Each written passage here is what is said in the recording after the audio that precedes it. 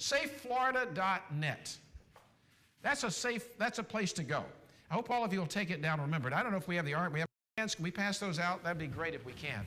We're going to give you little armbands to wear today. If any of you will do that, what you can do to help protect yourself and others is send your parents, send somebody to SafeFlorida.net. And let me tell you something else. If you are solicited for sex, if somebody makes an inappropriate response, if somebody sends you pornography, if you got a stranger out there, tell somebody about it. Tell an adult about it. Tell an adult. Tell your parents, hopefully. Tell your school teacher if you don't trust your parent with it. Tell somebody about it. If you're not willing, for whatever reason, to tell your parent about this, or you're an adult in life, you can go to SafeFlorida.net and go to a spot up there in Safe Surf and anonymously report somebody who has approached you. If you give us any kind of information to go on, like their email address or anything at all, our investigators will go investigate. And you can also become a cyber cop if you want to. Alex, I think, has volunteered somewhere. Alex is passing that out there. Alex is going to be our first, I think, from this school, cyber cop. We ask him to join our team to help give us information because our cyber crimes unit is looking for information to keep up to speed. But we can use you all to be cyber cops.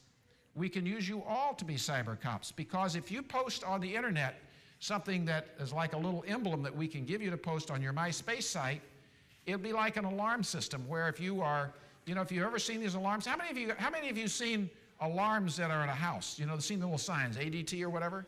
Oh, most of you have. Well, you know what that does? It doesn't just go off, an alarm doesn't just go off when the bad guy breaks in the house.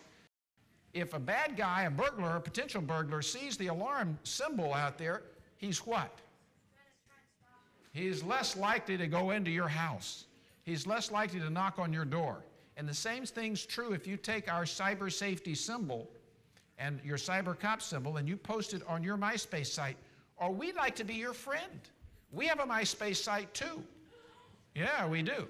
So this is a cyber tip line that's up there, and then you can contact us at one of those places. We have all these offices, but we also have a MySpace site that you can go to. So we'd love for you to contact us in one of those places and let us know, A, if you've had anybody who's solicited or done something they shouldn't do on the internet with you, and B, we certainly would like to know for you to go to one of our spaces. There are all kinds of things listed up here on the bulletin board. The most important thing, though, is the SafeFlorida.net site down at the bottom for you to remember to go to. Now, let's think about one other thing. The superintendent, I think Dr. Johnson had to leave. I want to, while I think about it, tell you that I'm going to all the middle schools, or my team is, and all the high schools in the state of Florida this school year, with this program on cyber safety because of a partnership with the Superintendent's Association. And it's great that they've done that, and they are doing it. But we need to get our message out. Not everybody's going to get reached. So the other thing you can do is you can get your friends, maybe even in other states. You got a cousin in Ohio or New York? Tell them about SafeFlorida.net. They can go see the same program up there. Your parents can go look at a special site on SafeFlorida.net that will teach them about a lot of the language that you talk in and how they can help other people protect themselves, kids in particular, and do kinds of things like that. So it's really important for us to do it. Let's take some questions from the audience. We got some questions. We got a microphone down here. If we can have that microphone utilized here, if Alex can do that, maybe he'll do that. Who has a question? You raise your hand, and I'll take the question. How come people that are sex offenders that get like only 25 years in jail? Questions, why do sex offenders only get 25 years in jail? Well, let me tell you, that's a long time. I'm not the judge, but judges make these decisions. When somebody's convicted of a crime, they decide how long they get. 15, 20, 25 years, our prosecutors would love to get that kind of time. Oftentimes, they don't even get that. They may get 5 or 4. We got 14 for this one fellow up here. But I'd like to lock them up for a lot longer, but it's the courts that decide. Who has another question? Yes, sir. What was the youngest age of someone that like sex predator? The youngest age of a sex offender, the bad guy, predators? Well, we see them in their late teens and early 20s, but usually, you know, if you're a 18-year-old soliciting a 17 girl, we're probably not going to prosecute that, to be honest. But if you're talking about 20-something-year-old, we see them all the time. Yes, sir. Way back in the back. Alex, you can go way back there with the mic. We got a girl back there, and we got a boy who would like to ask a question. Has there been any women sex offenders? Are there? Yes, there are women sex offenders. Yes, there are. The truth is they come in all ages, they come in all sexes.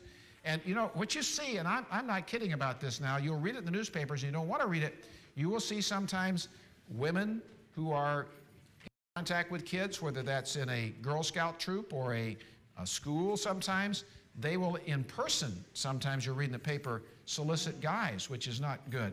But the same thing is true on the internet. The same thing is true on the internet. So it's not one way or the other. I just put male pictures up here, but the reality is there are women. Now there are more men doing this. There are more men bad guys by far than there are women, but there are definitely women out there and we've arrested them. Yes, sir. What's the youngest child that ever got raped? Well, you asked what's the youngest child that ever got raped. I hate to tell you this because you're middle schoolers, but there are photographs up on the internet that we go after the bad guys on of babies as young as 1 year of age that have been raped. There are sick people who collect those kind of pictures. 5-year-old, 4-year-old, 3-year-old. All right, let's keep it quiet. I know that sounds shocking to you to hear. The bad guys out there are sick. They're really sick. And they're people that you don't want to come in contact with. And so you may think it was a cute question, but it was a very serious question. A very serious question. And in boys as well as girls, it can be abused. All right? They are just as likely to go after the boys and do something like raping the boy as they are the girl. And while you're very vulnerable at ages 10, 11, 12, 13, those kids that are 5 and 4 and 3 and 2 and 1. Now, most often the abuse of little kids are done by somebody in the family or somebody who knows them. And what we find is that when these guys make pictures, and that's a lot of what they want to do, then in order to trade for those pictures, they abuse some other child because they have to trade. They have to make new material to trade. I'm not going back to the same ones that have asked before, but who else has their hand up who has not asked a question? There's one right there. How do you become a cyber cop? Well, to become a cyber cop, go on our site and sign up. SafeFlorida.net, and you can find a place to sign up and be a cyber cop. Yes, sir. How often do you catch the sex offenders? Well, we catch as many of them as we can. The way that works is we have these investigators, and they go online, and they pretend to be a teenage girl or boy, and they do what I described in catching one or two of these today. We are going to increase the numbers that we go after, working with your local sheriff, working with your local police, working with your local state's attorney. Our state attorney general's cyber crimes unit will go out and do sting operations. They will go out and do whole weekends and try to get as many people as we can to come meet. That's often how we catch them. They have to ask us. We can't entrap them. We don't suggest meeting. That's the amazing part of this. And it seems to be kind of endless in numbers. We've already arrested, just in our little cyber crimes unit, it's been in existence now a little under 2 years, 51 people that we've arrested. But sheriffs and police have arrested a lot more. And it's not always known sex offenders.